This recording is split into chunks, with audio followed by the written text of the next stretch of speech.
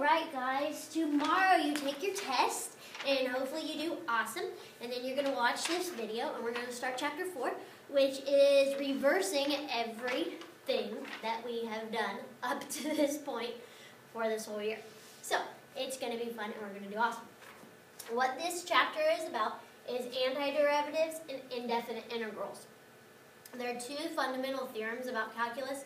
The first one is finding the derivative and realizing that it's the slope of the tangent line at any curve. That's what you've done up to this point. The second one are these antiderivatives, which antiderivatives will help you find the area under a curve. So on some of those problems that you guys did for word problems, you were finding the area under the curve that made the little rectangle. It's kind of like that, but a little bit different. But anyways, we're going to be finding an area under a curve. And so to be able to do that, you get to do lots of fun stuff, which is going backwards from the derivative. So we're going to start with the derivative, and we're going to come up with the original equation. So back in the day, when we found derivatives, we learned a new notation where it had the little y prime or dy over dx or all those little crazy things. So if you look on page 243 of your textbook, it shows that the notation looks like this. It has like a little s thing, and then it will have f of x and dx right there. So what it has, it will have a function here, and that dx represents that means this is the derivative. And we're going to go backwards, and we're going to write what the equation is. So that is your notation. Before, we would move our exponent out in front and take away 1 from our exponent. So this time, instead of taking away 1, we're going to add 1 to our exponent. Does that make sense? If we're going backwards, we're going to add 1 rather than take away 1. Okay? And instead of multiplying by our exponent, putting it out in front, we're going to divide by our new exponent. So it gets a little bit crazy, but we can do it. And then we're going to simplify as much as possible. On page 244 in your textbook, there are a bunch of basic integration rules that you'll need to know, the trig especially. So we will get started. So here, this is saying dy dt, so the derivative of y with respect to t, is 3t squared. So we're going to go backwards. So before we would move our exponent out in front and take away 1. So we're going to add 1 to the 3t squared, and you get 3t cubed.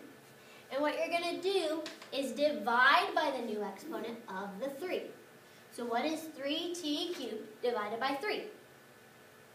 It's just t cubed. Yay, go you. However, if you have the equation t cubed plus 2, what's its derivative?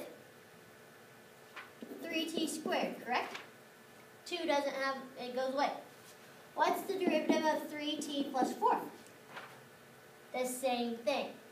So what we have to do is put plus c, because there could be a constant out there that we aren't familiar with. So when it says the general solution, this is general because we don't necessarily know what that c value is. Don't worry, eventually we will find it. So from here on out, if it asks for the general solution, you'll always put plus c, because there could be some constant on your original equation that you dropped off when you found the derivative. Alright, so here we got our derivative is x to the 3 halves. So we're going to add 1 to our exponent, so add 1 to 3 halves, and you get x to the 5 halves. 3 halves plus 1 is 5 halves. Now we are going to divide by our new exponent. So we're going to divide by 5 over 2. Well, that's messy, and we don't want to write it like that. So you have to recall, that when you divide by a fraction, you can multiply by its reciprocal. So we could write this as 2/5 x to the 5 halves. So instead of dividing by 5 over 2, we're going to multiply by 2 over 5. And then put plus c. There you go, you. Alright, here we got our derivative. So that little integral sign. is the cube root of x. Well, I'm going to rewrite that before I even start to add one to an exponent. The cube root of x can be written as x to the 1/3. So add 1 to 1/3, and you get x to the 4/3. Divide by your exponent, which is 4/3. So instead of dividing by 4/3, I'm going to multiply by 3/4, and then I add my constant. There you go. So this one, we got 1 over x, and x, the square root of x. So I'm going to rewrite that as 1 over x times x to the half. And I'm going to go ahead and rewrite that. X and x to the half make x to the 3/2. So 1 over x to the 3/2. Well, it's exactly like finding the derivative. You can't do it with x in the denominator until we learn some more rules. So back in the day, we had to move it to the top. So we're going to move it to the top and rewrite it as x to the negative 3/2.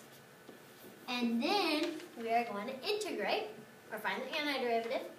So we're going to add 1 to negative 3/2. If you add 1 to negative 3/2, you get x to the negative 1/2. Divide by negative 1/2, so the new exponent, or multiply by its reciprocal, which is negative 2, plus c. But just like before, we can't leave a negative exponent, so we're going to rewrite it. So we had to rewrite it, then we had to integrate it, and now we have to rewrite it again. So we're going to move this x to the negative 1/2 to the bottom. So we have negative 2 over x to the positive 1/2 plus c.